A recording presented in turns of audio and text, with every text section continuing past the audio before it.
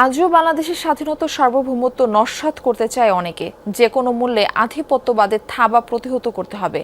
জাসদের ৪৭তম প্রতিষ্ঠা বার্ষিকী উপলক্ষে বিএনপির প্রতিষ্ঠাতা এবং সাবেক রাষ্ট্রপতি জিয়াউর রহমানের সমাধিতে নেতাকর্মীদের নিয়ে শ্রদ্ধা জানানো শেষে এসব কথা বলেন দলের সিনিয়র যুগ্ম মহাসচিব রুহুল কবির রিজভী।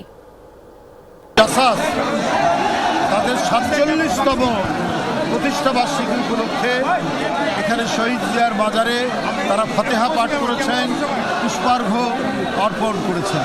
দেশীয় সংস্কৃতির চর্চা এবং বিকাশ, অনুশীলন এবং আধিপত্যবাদী সংস্কৃতি যারা আমাদের দেশজ সংস্কৃতিকে গ্রাস করতে চায় সেটাকে প্রতিহত করার জন্য।